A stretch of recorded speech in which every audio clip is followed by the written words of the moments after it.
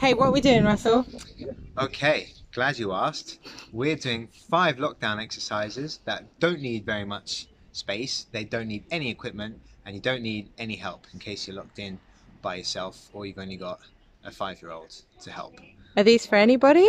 Anybody who enjoys running, getting out and going for a run for your designated once a day activity, these can really help you. There's a lot of stuff out there on the internet that's confusing, some of it's not helpful, some of it's actually detrimental. People are getting injured.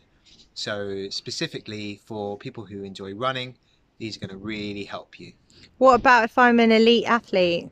These are really going to help you because there are different levels inside these exercises. I've seen the most elite athletes in the world doing these exercises, so really beneficial for everyone. Cool, let's get started. Okay then, moving on. All right, so step ups.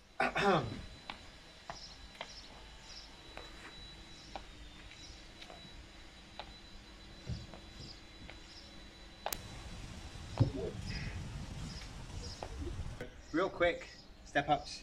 Going to encourage you to really strengthen up your legs in a really running specific way. Also going to encourage you to open up your hips, the most important joint in the body. So this is going to do both those things. Looks really easy. The emphasis is on straight back leg, okay? So that is quite hard. You need to focus on straightening that right out. This is wrong. Makes the exercise too easy. If this is straight, all the work is happening here, and that's what we want. This wants to stay in line, okay? So once you come up, there's a lot of pressure going through this leg if this knee is locked, and you don't want to see this happen, okay? You need to focus on keeping that knee straight. Also, rather than finishing kind of like here with closed hips, I want you to finish properly, and then that's going to encourage you to run nice and straight when you're out there on the roads. Great, let's go on to the next exercise then. Okay, so next one is step jumps.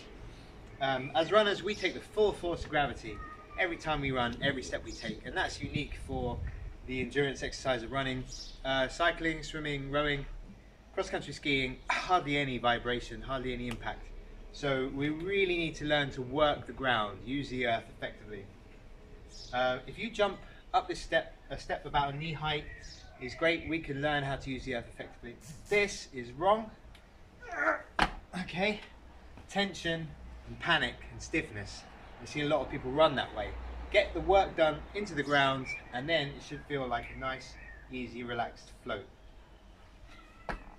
You have to learn how to work the ground. It's predominantly from your hips, okay? Biggest joint in the body. Ankles, tiny. Knees, just a little bit bigger. The hips, the powerhouse, okay? That's where the running comes from.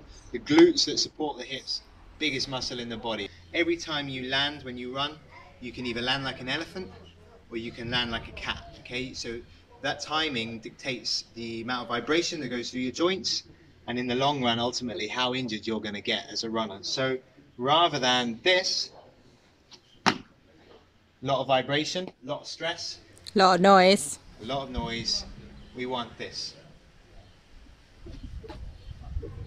Okay, so a bit more cat-like, and you can take that into your running. All these exercises are designed to be 100% specific to running, so you can find that timing here and it will bleed into your running. Okay? And would you say you need to finish that nicely as well, just like with the step ups? Everything wants to be done real clean, so you would step down with one leg, step down with the other leg, so something like this. Left leg down, right leg down. Right, so you stand on one leg,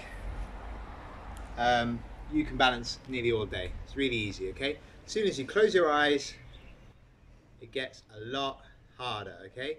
So this is a great exercise to do 1 minute on each leg every day, okay? If you think about a tall head, shoulders down, axis running right through the body, so like a steel rod running from top of the head to the heels, everything has to be strong. Leg, core, right up through the body, and then you close your eyes. If you're going to put your foot down, just tap it down lightly and then regain your composure and your alignment, okay? Don't go all free school, because that's not relevant to running.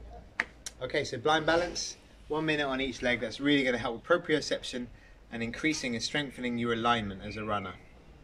Great. Moving on. You just want to think about the arch under your back.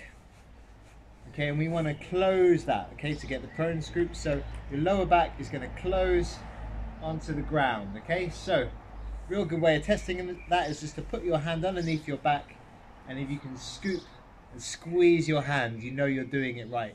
You can put your fingers on your hips, thumb on your lowest rib, and try and close that distance. And then once you've got that and you feel like you can really close that lower back onto the ground, you can lift one leg off the ground, straighten out. And this is really relevant to running because this is isometric core with legs moving, okay? So the middle of the body is not moving while the legs are, which is similar and relevant to running, okay? And this is really going to help you connect the dots. Relax your neck, relax your chest. Yes, all the relaxation into chest, all the power in the middle of the body. You can fire up the right neural pattern so that as a runner, you're not running around like this. This is slightly closed, and then you can be a nice tall runner with this all still while the legs are moving. One leg off the ground, walk down the leg.